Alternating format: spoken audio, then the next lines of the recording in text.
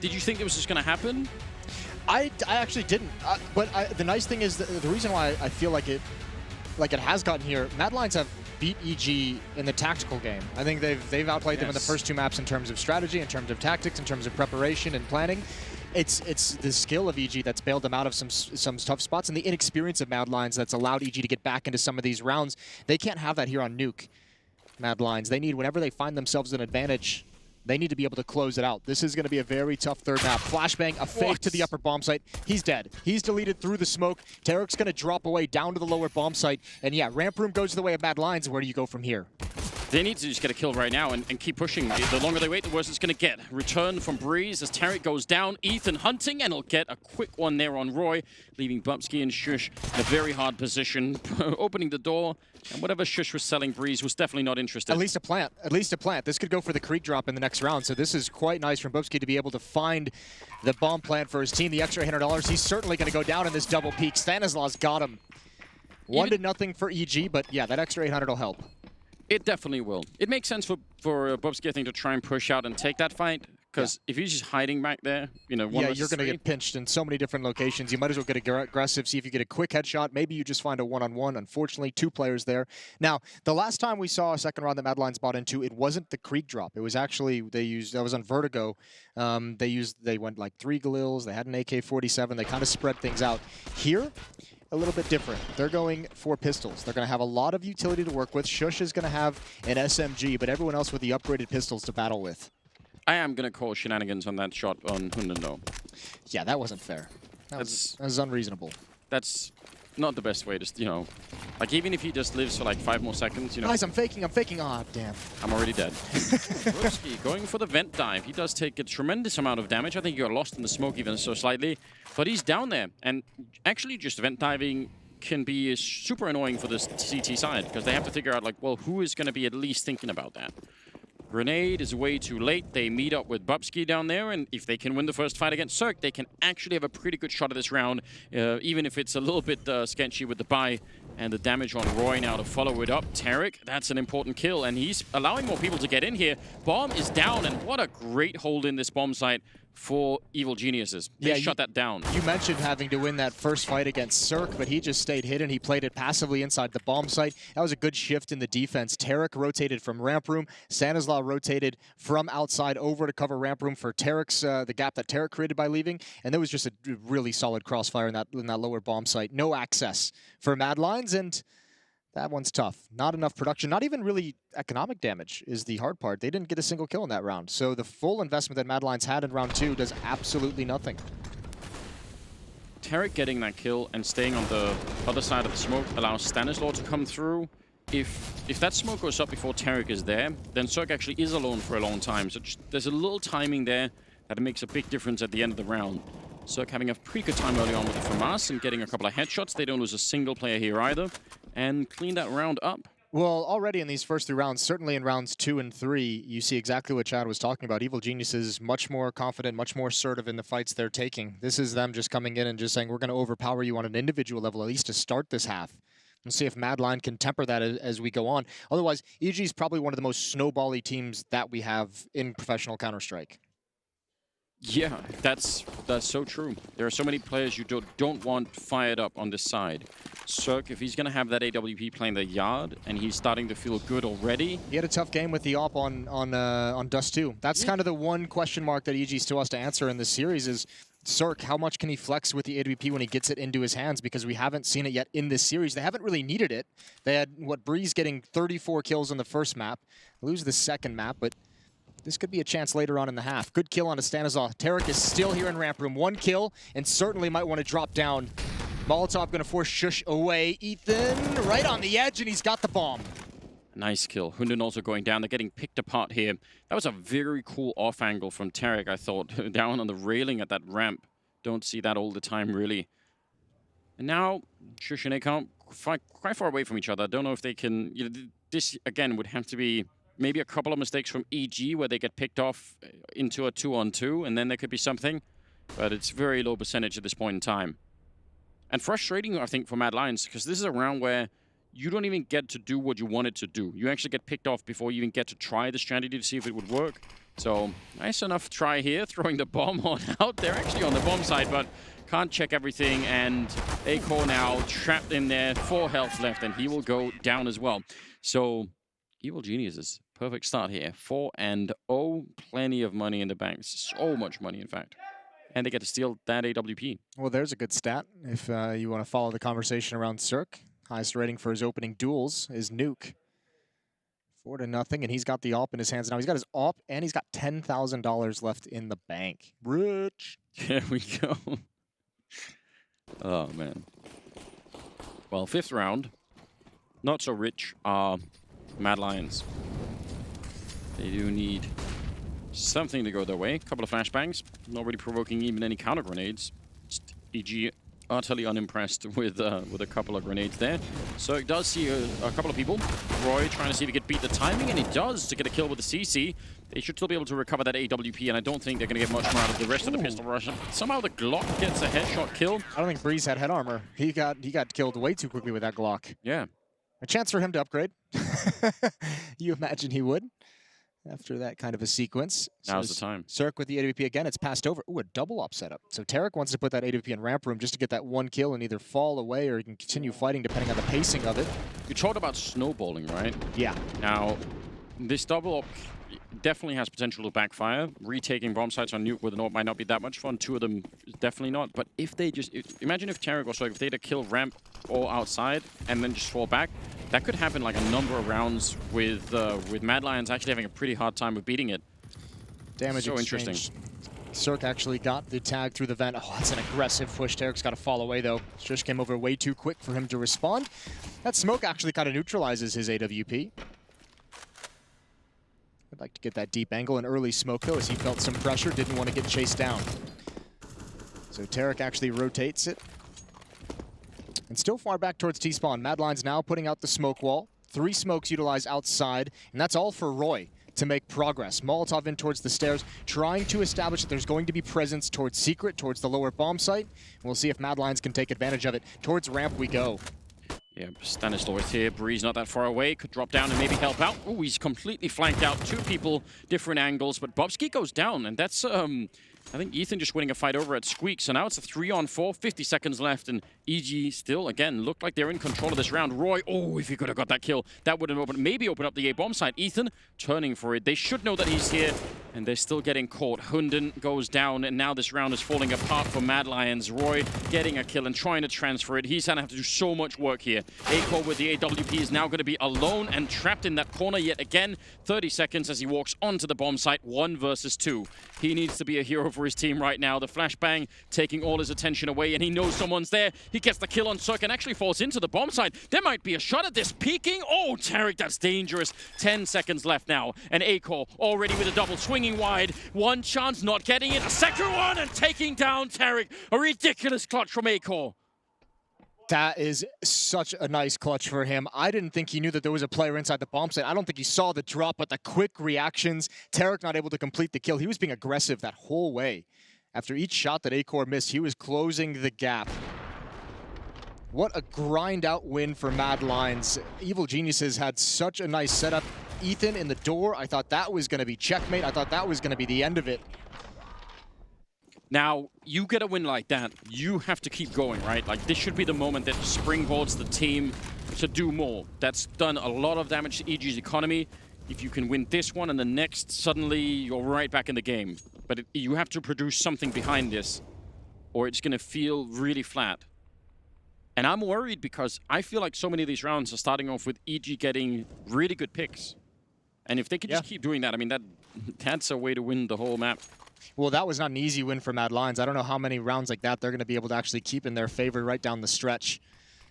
We'll see, though. Molotov again, similar strategy. Oh, Cirque steps in front of it. It's still burning him. I don't think he expected that. And ooh, that last tick is going to be real annoying. I don't think I gave any information over to Roy, but how many kills can he get here? Certainly 1, as Roy walks right into it. But now you're trapped. Flashbang. Oh, that's a good quick shot. Another one. A 3rd onto Hunden. And he's lost Secret, but he's done the damage necessary. That is so shocking. Oh, wow. Amazing stuff. And once again, we have to reiterate, Mad Lions are kind of getting stopped before they get to the end of the strategy, and that can be very annoying. A way to think about this is that you basically have 15 rounds on the T side if you start this way, and you want some of those rounds to even test out where are the weaknesses, what kind of strategy can we get secret, can we go and get lobby, can we maybe fight for ramp, and if you get shut down before you even get to the end of those strategies, you either have to not run them again, or you just have to come with. It's really tricky, right? This is awesome for Mad Lions. They have the entire lower bomb site to themselves, essentially. One player just now, Ethan, rotating through vents. Tarek was just peeking from ramp room, but that was a gap that they didn't realize in their defense. They didn't recognize it. Hole blown in the door, that had to be a win. Now if you're Shush inside the site with an AWP, you've got 3 angles to worry about. There's the first. Smoke still helps you out. Oh, that missed shot is going to seal it. Stanislav punishes him for the one mistake. A 6th round for EG, but that was doable. For a minute it was. Unbelievably so. You would have thought, surely with everything that Cirque did in the beginning, it wouldn't even be close. 6-1. The economic damage is actually important, if nothing else. With the bomb platinum and everything else here, Mad Lions able to purchase up in this round, and they could punish EG pretty soon if they start winning. But that's still at the if stage currently. Need to keep going. 8th round. That round's been pivotal before for Mad Lions in the previous 2 maps. Yeah, it has come back to haunt them once or twice. Here we go, Cirque. Ooh, a missed shot there. He needs to find one more. There's no smoke, and that's brutal. That's the one he wanted. Good shot from Ethan to slow them down. That's the bomb. Hunden cannot fall, but Ethan doesn't want to go for the repeak. That's the chance Hunden needed to make it safely across, and now Mad Lions have the opportunity to go up the vents if they'd like. Tarek hears the footsteps. That's giving away his position. Oh, this is tense. That is very uncomfortable. Now, this is great, though. Stanislav with a quick flank as they're setting up to take this B bomb side. He's walking in right behind him. Yep, he's spotting out Aiko. He kind of wants more than one. Yeah, it's better to get that than nothing, but still, what a complete confusion that's happening now on Mad Lions. Suddenly, they're being shot in the back, and they thought they were going to maybe try and take the bomb side. That's not going to be the case. Bubsky and Shush 2 versus 4. And yeah, they're locked in. Bubsky could maybe get a kill here on Stanislav. Oh, that's good news. It's not going to be enough. I think they just got way too stalled out by Tarek being at that door. Gave away his position, but no one else was in position to actually fight for it. Good kill from Bubsky, but he's so low. Bomb down at the other side of the vents. And a 1 versus 2. He's got 38 seconds to work with, but EG, I mean, these players, even when Mad Lions had control of downstairs, they're not being, they're not sitting back and waiting for what Mad Lions are going to do. They're being proactive and moving across the map, and Breeze has found him. A free kill from behind, a 7-1 lead on this CT side of Nuke. And Ethan, the man on the camera, 11-2 right now is the scoreline. So he is off to a pretty good start. 7-1. They lose 3 people in that round, EG, so it cost them in terms of economy, and that definitely shows looking at the scoreboard. But Mad Lions they can't keep up the pressure on the economy. They haven't bought into the Navi economics? Yeah. Forced by economics? Economics? Not yet. I'll get that word down. Well, they do invest somewhat. No armor, they have a scout, upgraded pistols, but yeah, not a whole lot to fight with. Looks like they want to go right back at Cirque again. I mean, with Eagles and a scout, I say good luck. I say good luck. What's up with Bulgaria cranking out oppers these days? Poison? Poison is wild. We've got actually just a whole sea of really good oppers at the moment, don't we? Oh, he knows, he sees it, he wants the headshot. Oh, he almost gets it. That feels like he should have had that kill. Clever idea. And there goes Ethan. Way too overextended as his teammate fell back, trying to pre-fire the angle. That is a risky fight. Pulls the shot. Cirque's got to keep retreating. Stanislav's not out here. They almost line up for him, but he's traded as well. This is getting very dangerous for EG. Oh, Breeze could save the day. Coming up on top of the silo and taking down Shush at the very least now. Long-range fight. John wouldn't want to be jumping.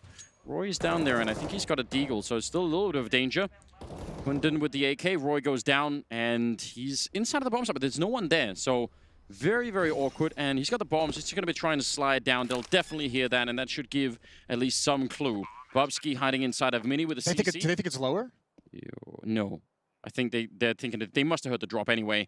He's hiding in the corner, but if they see the shoulder, he's dead already. He's letting one pass, maybe. Oh, it could have been a double, but instead, it's on Hunden. 1 versus 2. They have a smoke and an HE and a lot of flashbangs. This could get really, really awkward for him. Let's see. Grenade does really nothing at all. Ooh, he reveals his position, and now they're up above him as well. He's so nervous right now. He gets the kill, pulls out the deagle instead, and now 1 bullet would do it. He just needs to find it, and Hunden will clutch it 1 versus 2 and get a second round for Mad Lions. That's a scrappy round. There's the aggression and the power from EG, the confidence in their skill, maybe a little overconfident in that round, but they're battling unarmored opponents. They're getting traded this whole way. That's a round where really Mad Lions doesn't have a whole lot, not a whole lot of utility. They just have this scout and the 3 upgraded pistols. That's brutal. And even without these kills, could have easily been a double. The damage made it so much easier. You could see the stress, but obviously low HP on both players, retaking from different angles. Hunden had an easy time cleaning up those one-on-ones. And here's the economic issue that you just touched on previously. Not a lot of money for the EG side. That loss is crippling. It hurts. Breeze is going to have a good buy. Famas on Tarek and Ethan, as Breeze is able to drop one over. I actually love the fact that they're buying in this round, EG. Okay. Just because, I don't know, this is like an attitude thing almost for me. This is saying, you get to celebrate that 1 round, and now you're going to get crushed once again, and it'll feel twice as bad. Well, we'll it's see. A risk. Yeah, we'll see. I like it too, to be quite honest with you. Here's some utility being thrown out by Mad Lions. Ethan on top of the hut. There's a drop on towards mini roof. 2 players. 2 outside, Hunden and Acor as well. They're going to go wrap around towards heaven. Look at all the smokes that are out here. Used to deny information, used to deny vision, and it's working. Good kill from Bubsky. Roy's low, but Ethan's under a lot of pressure at the moment. Got to be careful about that door, but he knows they could come up heaven. And there it is again. The pounce, the punish from Bubsky. That's the entire A bomb. They don't know it yet, but there's nothing on A anymore. Everyone is outside right here. Circle's sneaking a kill, but Hunden is almost getting caught with the bomb. They chase him down, and now it's getting dangerous. Stan, if he gets this kill, Acor will find it. But man, they almost could have lost the round right then and there. Now Tarek is in a 1 versus 3 and should have no business getting close to winning this round. They had the grenades. All they are lacking is the bomb plan. That's going to happen right about now. So yeah, he's sneaking in. Element of surprise, the only thing, and that's even gone now. He does take down Acor, gets tagged down to 34 himself, and yeah, he knows how much trouble he's in as well. Trying to see if he get the pre-fire shot. Oh, he takes down Roy. Now it's interesting. He's already got the double. Can he clutch it back? Bubsky thinking about it, and he actually does a bit of damage, but an instant headshot and a triple kill for Bubsky in the round will give them another one, and that is the EG economy gone. Yeah, deleted, taken away from them, ripped out of their hands. That's an admirable effort out of Tarek. I liked everything he did. The smoke towards door, even baiting out the peek from heaven, the low HP player there. That's a wildly aggressive round, and Stanislav might have been the hero. I think he just mistimed the reload of that CZ. Yeah, it does have that extra reload time onto it, but you'd think they'd be used to that by now. It takes a while, doesn't it? I don't know. Did he use all the bullets on the first one? I didn't see. Well, there it is. Unfortunate. A single flashbang and a lot of USPs. Tarek is going to be throwing it from far back if they get any kind of contact out there. It's a good call from Mad Lions, though. They've had so much presence outside throughout this half, throughout these first 10 rounds. This time, just stay away from it. You know if there's going to be a stack anywhere, likely towards the point where you've been hitting for the majority of these rounds, so they just walk right into ramp room. No presence. Should be a free win. Should be 7-4 when all is said and done. That makes me sad. I wanted to see that flashbang in action, but fair play. Yeah, you've had enough good things go your way. Have I? I don't know. Is there an upper limit on that? I just don't think so. And who knew the Mac 10? So yeah, they had the right call. All the Molotovs. They really made sure that there was nothing left to chance in that round. And they might even get a chance to clean a couple of kills up here. Just holding down Mouse 1 is pretty aggressive, and he'll get the double before he goes down. That's just fine. I don't think they're not going to be even excited about saving that Mac 10, are they? EG, they want better weapons than that. Getting a kill with them, though, that would be nice. Okay. That's a cool tap. Shush. Styling on them at the end. 12th round is coming up, and EG could buy. This would be such a weird turn. If EG loses next round, then suddenly this game is wide open. Yeah, well, I think Mad Lions has done a great job of tempering that aggression and kind of putting EG on the back foot, being able to rip that out of control. I mean, it was, what, 7-1 at one point. It's now been 3 in a row for Mad Lions. So the fact they're able to stop them, halt them in their tracks in such a fashion is phenomenal. And you just said it. You win this round, you reset them one more time, all of a sudden that score is as close as it possibly can be. Acor is going to lead the way with the op, which is madness. He's just running this whole way. Not even worrying, not even believing there's going to be any danger. And looks like towards ramp room, we're going to go. Acor challenging again. These are those smokes previously that caused so much confusion of an attack towards heaven. And you can see what it's done. It's actually pulled the ramp defense away. He's alone. He wide peeked the red container alone. And again, it does seem crazy. Well, ramp room is open, so they're going to go straight for that. Just running down. Tarek is waiting for Acor around the corner. I think that's surely a fight that Tarek is going to win if it actually keeps progressing. They have no one else downstairs, though. It should just be a straight-up free plant. Ooh! Outrageous that he wins that. Now he's back looking for more. He's going to take down Soik. That's a one-man army. No one should play this way. If kids at home, if you're watching it, don't try and do this. It's just not worth it. It'll almost never work, but for some reason it does for him. I think they have to save. They don't have the utility. Well, the bomb's just, it's about halfway. Yeah, there's no way they can go for this. They have no kits either. And that is just, that again, I mentioned at the start of this map, Mad Lions throughout the series has played a better strategic game, and they've done it again here. They used those same smoke execution where they attacked Heaven and they attacked towards Locker Room previously. That pulled so much defense. It pulled Tarek downstairs to commit to Secret Stairs. All the attention was taken away from ramp, looking towards those smokes, looking for those players to attack the Heaven position, and it just gives you, it nets you a free win. Free bomb plant with no resistance and no way to retake. I would even hesitate, like, if I said this out loud to you, well, if you didn't already, you would think I was crazy. Hey, Jason, how about a strat where you put one guy with the AWP on the secret stairs and the rest they're pushing ramp, and then he just takes, you know, then he's just there. Like if it was any other weapon, you would be like, oh, okay, yeah, you can have one guy lurking out there, and it doesn't seem reasonable in any way. Peacemaker giving him a pat on the shoulder, and you can understand why as well. And you know, we know from talking to him, one of his goals when he came in as the coach was to start finding ways to give players like Acor a bit more individual freedom. Ooh, some decent nade damage. Aggressive outside for EG. Stanislaw is committed behind this blue box. Yeah, that was close to, I think, a little bit over 80 damage on 2 players there. It'll update in a second. Same smokes again. Out towards Heaven, out towards the locker windows. And he's just not scared of peeking this. Cirque could be out there with the AWP, but Akor's just saying, yeah, well, you know, bring what you got. And they're going for it again on ramp. They've left Bobski behind, so there's a little bit of a variation in it. We'll see if Akor's going to have similar kind of success. Bobski goes down, and that was over at the squeak door. And now they're kind of going to change it around. Acor drops outside. That was Cirque finding him. Much better defense for EG this time. Now he's going to be walking back into a bunch of people, and Hunding gets dropped. That was actually from up the ladder instead. Bit of a no-scope, and he's got no more chances there. Shush will find him at the end. Ooh, Stanislaw has to stay alive here, and he will. And that should be the round. Shush in a 1 versus 2. He's looking for the ace clutch, and he gets the headshot on Tarek. He's down to 1 health left, and Ethan is inside. He doesn't have an HE, so at least it's not going to be that. He's up on the HUD, in fact, waiting. Shush, how could you possibly do this?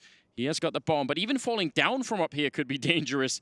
He's sneaking in. 35 seconds. He makes the drop down, goes for the instant plant, and Ethan is sneaking close, just waiting for it. Shush, because he got the stones to do this. It's already a quad kill. Oh, the flick, and he almost hits it. Ethan instead will save EG, and that is so close.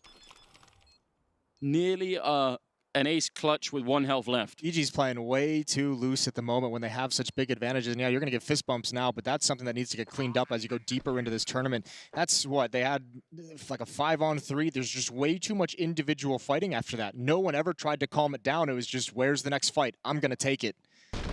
And Shush almost delivers. That's, yeah, it's I mean, this right here from Cirque. Going for that repeat after the quick shot. Stanislaw as well, committing after the initial battle, had the safety of the box. And this one here from Tarek, full commitment in that swing, leaving Ethan alone in a 1 versus 1. That's all very stressful. And here's the consequences as well. Still not able to build up any money outside of a victory. Yeah, they need to be real careful at the moment. Molotov instant on top of the hut. They run in, and a very narrow choke point. Breeze loves that, and he's going to get a quick double kill. Does get taken down, but again, they just calm down here, EG. They won the round, but I would say again, just learning from the previous round, that 5 versus 3 or 2, I guess, just leave it at that. There's no point in fighting any further. They win the round anyway, so maybe they're not going to be too upset. That's 9-5. A chance for Mad Lions with the economy to at least get a 6th round on the board. And I don't know. This is still kind of an open map. Ethan, though, 15-5, still doing very well. God, Mad Lions would love to just have one more round in this half. Just get up to 6. That would be so massive. I mean, and it's a testament to the tactics that they're bringing out and how well they're working on EG at the moment. Huntden's got 4 kills. Roy has 3. Acor only has actually 9. I mean, he had that one cool round of the triple kill towards Secret. But, I mean, other than that, it hasn't had too much of an impact. And that'll happen on the T side. But still, to have those numbers and 5 rounds, that's a thing of beauty. I wonder if it's because they got those 4 kills in the last round. They figured they could go for that A-rush and not run into so many grenades. But then they needed someone from EG to be on top of the hut for the Molotov to have any effect. And they were all like they're in perfect position to spray them down. Roy out here with the CC taking a bit of grenade damage. But otherwise, it's looking like I don't know. It could be an early crunch towards the A-bomb side from Mini at lobby, but they're sort of waiting around, so I'm guessing they're just going to see what comes from EG's side. And Roy checked for that aggressive positioning from Sanazar, but he didn't fully clear it, so still the intel isn't there. Actually, Sanazar is just on an island all on his own. No one is peeking up above towards Silo to give him any kind of protection whatsoever. Cirque and Tarek dedicated to ramp room, Breeze and Ethan at the inner bomb site, and Stanislaw, we'll see what you can create from this. It's kind of cool. I think they've only had one other aggressive round like this at all in the half, so I like this. Stanislaw, nice play, big double kill, taking down 2, and that's what they needed. Now, there is a bit of a return. Breeze, I think, trying to take away from some of the action that was going outside and just hoping that he could catch someone off guard. Acor and Shush now, 2 versus 3.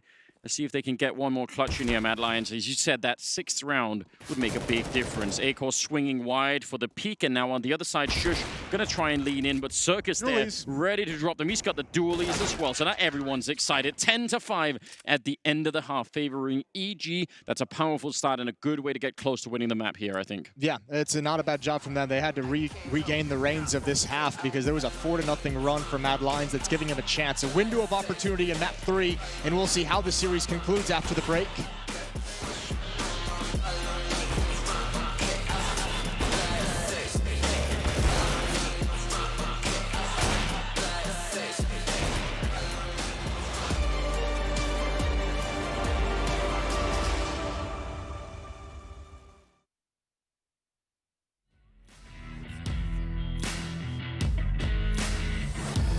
Embrace your destiny, slay your enemy, raise a legacy.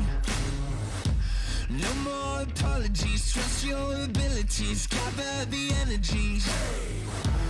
Pull yourself back together, been staying off track forever. Child of the nation, will seek redemption, time for salvation.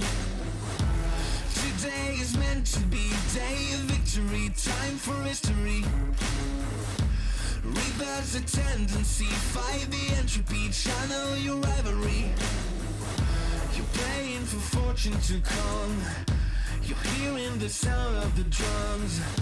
It's too late to backtrack, get back your back now, keep your feet on the ground and stand up. You've got what it takes to fight back. Don't stop until you black out, out. Stand up, you've got what it takes to fight back. Don't stop until you back out. Give all you got, show them how to make a miracle. Stand up, you've got what it takes to fight back. Don't stop until you back out. Give all you got, show them how to make a miracle. Go save your team, be a hero. Take home the cup, be a star. They waiting for you, take aim, shoot your arrow. It's your time to shine, show them who you are. Stronger, gotta go faster, gotta get better, gotta work harder. It's fight or flight now, get out now. Go with the move, go for the goal, lead up the stadium, you know how it's done. Stand up, you've got what it takes to fight back. Don't stop until you back out. Give all you got, show them how to make a miracle. Stand up, you've got what it takes to fight back. Don't stop until you back out.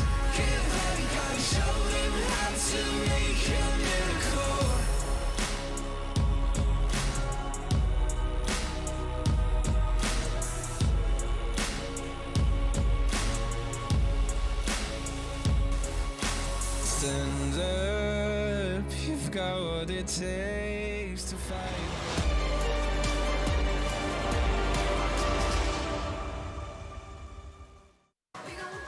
Well, here we go, the final half coming your way. Evil Geniuses and Mad Lions, your second day of Intel Extreme Masters Katowice. This is very exciting, 10-5 lead, that's pretty sizable for EG. If they get off to a good start of the second half here on Nuke, then they could probably win this series and maybe wipe some sweat off their brow. But if it's Mad Lions, I don't know, we could be in for another really close game. I think this has been a great series so far.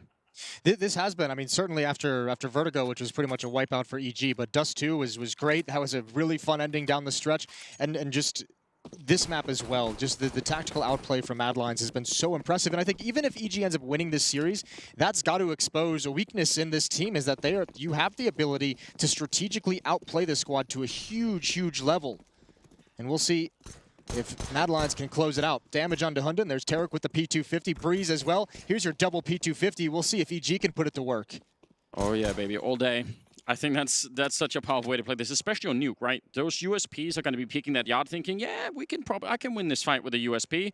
And then you get shut down. Shush in a lot of danger, and he's going to die. Second P250 kill. Acor wants to fight it back, and he turns, swings for Breeze, and a big double kill to come back into the round. 3-on-3, or they would have already lost it, and Bobsky lining them up. Another double coming in, and that leaves Ethan hunted everywhere. And I don't know how you get back in the round right now. They need to calm down here, Mad Lions. They're going to go and fight him. That might be a mistake. He gets one more headshot. That is the third double kill, and he's looking for it. He wants to take away Acor too. Up on that high ground. He's low enough on health that a single bullet would absolutely drop him. Bit of a jump there, just faking it out. This is dangerous. They need this round, Mad Lions. EG, they might shrug if they lose it, but Mad Lions, they might be out of the series if they do. He's gunning for it. He's certainly looking for it here. The bomb, though, he's got it picked up, and he's got 35 seconds, and if he runs, he could be anywhere on the map, and it would make it very hard for Acor to go for anything. He's playing a time game instead. Acor making it down the ladder, and Ethan, oh, he's thinking about it. Yeah, he wants to make a run for it. Noise has been made, and Acor, I think he knows, can he beat the timing? This is a bit of a race now, opening the door and running up behind the silo, but now he's stuck in here. And this could get very awkward. He's all the way up there. Oh, a little bit of burst fire, and he wants to swing again. Ethan, can he take it away from them? He's certainly trying. One more shot rings out, and Acor, all of the panic surely must be hitting him now. 30 health left, and there's the headshot. Ethan has done it. That is a stunning 1 versus 3. Well, they say 1 versus 3, you have to count on some mistakes from Mad Lions, and they gave him the opportunity. Ethan takes everything. 5 bullets left in the chamber. He should have never been in that. They could have had him boxed in. They had the bomb down. They did not have to chase him at Squeaky Door. But this is just beautiful shooting from pretty much everyone on both teams. This is stunning at the end. It's not just the fact that he wins the clutch. It's the disadvantage of fighting at that range with the Glock and never committing until you knew you could win the fight. I mean, Ethan just taking pop shots, keeping Acor at bay that whole time. And that has got to be crushing for Mad Lions. Absolutely so. And it's one of those moments where, again, in that 1 versus 3, you need someone to yell, calm down. Don't do it. I know, you know, it's just one guy back there with a Glock, but it's a pistol round, and it means a lot. Now, just to point this out, Ethan is 20-5. This is outrageous. What a way to clutch your way into a second half. That is beyond impressive. 34 kills on Breeze and Vertigo. Here on Nuke, it's Ethan who stepped up in a big way. 20-5, as you said. It's a lot of individual Herculean efforts coming out of EG that Mad Lions just cannot match.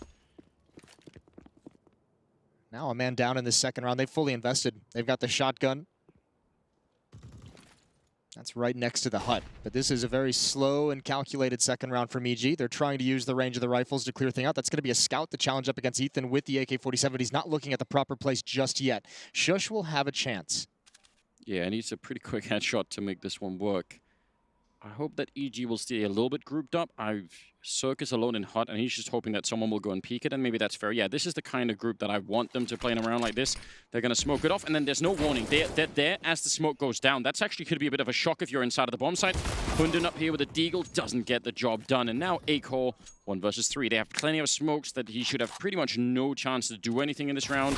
Wants to see if he could get the headshot. That would have been great, but yeah, not really happening.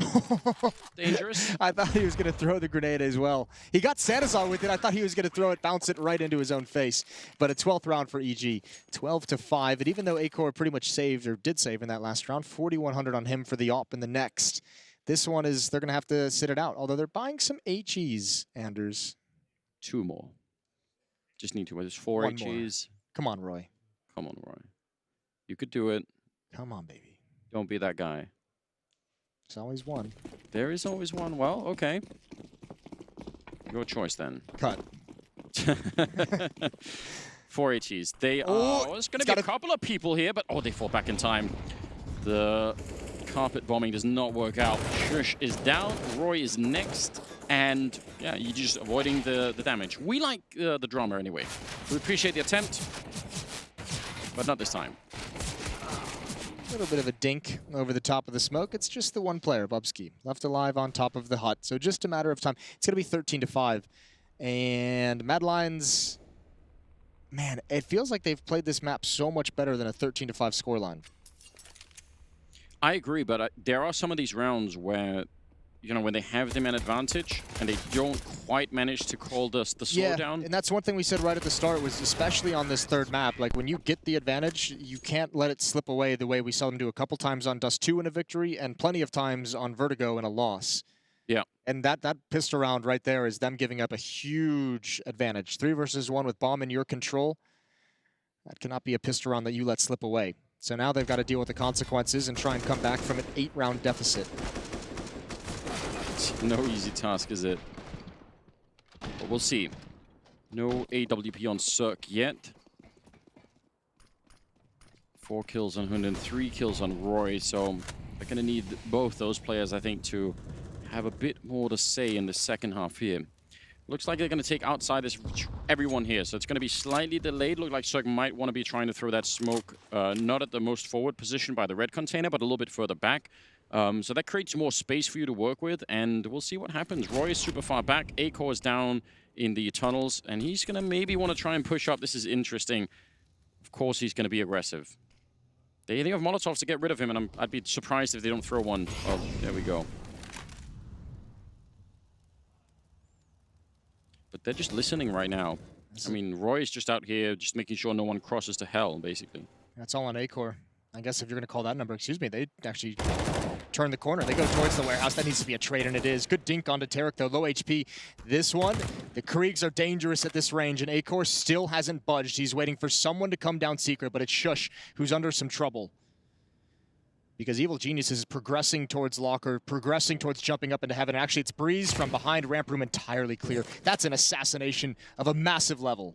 And it's time that happened because there's only 40 seconds on the clock. If they don't get this heaven part now, I don't think they have time for it. Acor sneaking down, and that might have been the wrong time here. Hunden and Bobsky, they're about to be reined in, I think, from up on high. That's the bomb up there, and they're reading this one wrong, Mad Lions. They're taking a bit of a risk. I think they're moving more people towards that B bomb site. Shot in the back is Bobsky. It's again Breeze assassinating people now, the second time in the round, and there's nothing left to fight for here. They're going to be in with the bomb plant. There's no point in even trying. What a sneaky round out of EG. I mean, obviously, Breeze gets a lot of props for those 2 kills that he gets for free. Lurking in towards ramp room, silently walking the whole way, getting a free kill under heaven, opening up that avenue, and then obviously walking back and getting fortunate with the timing, getting a free kill in the hut. But the decision to, once Breeze gets that kill underneath heaven and you open up that angle into the upper bomb site, there's what, you said 40 seconds left-ish? Yeah. You hit pause and you're quiet across the map. That would make those 2 upper defenders so nervous. You feel so uncomfortable not knowing when or where that hit is going to come from, especially because there's 3 choke points in which it could come from.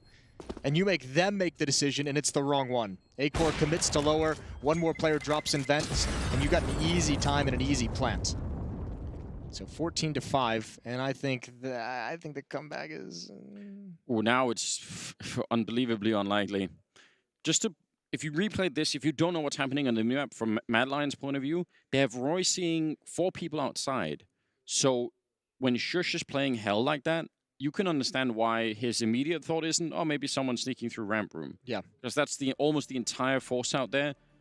So he's just so focused on that, right? Yeah, usually you'd assume like one person's going to be in lobby. It's like in your brain, you just have it mapped out, and you're like, oh, well, they certainly have got to have someone in lobby to make sure we're not pushing that. But Breeze just changes the way he wanted to play this round, perhaps. It's one of those things where, you know, if Roy would have got a kill and was traded by one person instead of seeing all the rest of the 3 of them, actually the you know, just in terms of the internal communication on Mad Lions side could be so different all of a sudden. But I actually think that that could have been part of it there. 14-5, and yeah, this is it. We're sort of hoping for a comeback in terms of how cool this series has been. And as you said, 14-5 doesn't seem like it's you know, the scoreline that should be. Well, but I guess it is. See what they could do. Yeah, I've been pretty impressed with Mad Lions, even in this battering here on Nuke at the moment. On the other hand, yeah, 25-6 on Ethan, so he's a bit of a freak show. Yeah, it's wonderful. Not the first time we've been saying that lately about Ethan, but it's cool to see him have his own resurgence. Flashed into yard there, goes down immediately. Easy enough shot for Acor. Does not run away. Sticks around. Could be dangerous if there's some sort of rush coming, but he's just ready for more if they show up. Oh, this is a really brutal position. Stanislaw outside, being able to lurk, and he's got a lot of map control to work with. Breeze holding the angle. Good shot from Acor. He's going to get away as well. He's doing everything at the moment for Mad Lions. But this one, Stanislaw, it's all down to timing again. Shush might just get caught looking the wrong direction. He's peering down towards ladder. Stanislaw turns the corner. Immediate headshot. Shush even gets the first bullet. Now it's Hunden on top of the hut. He doesn't complete the kill, and he's given away his position. He somehow drops on top of Tarek. And now Stanislaw almost has to commit to that fight. And Hunden just backs away. Yeah, smart play staying alive there. Very important, the timing. I mean, to get on top of that and just jump down from the hut. Acor, a little bit nervous that someone might be waiting for him up there.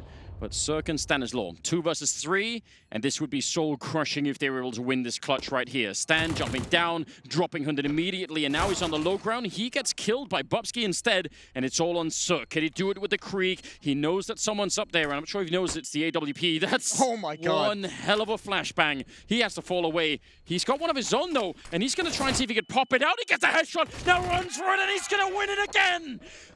15 rounds on EG. An amazing clutch one more time, ripping surely every last bit of hope out from under Mad Lions.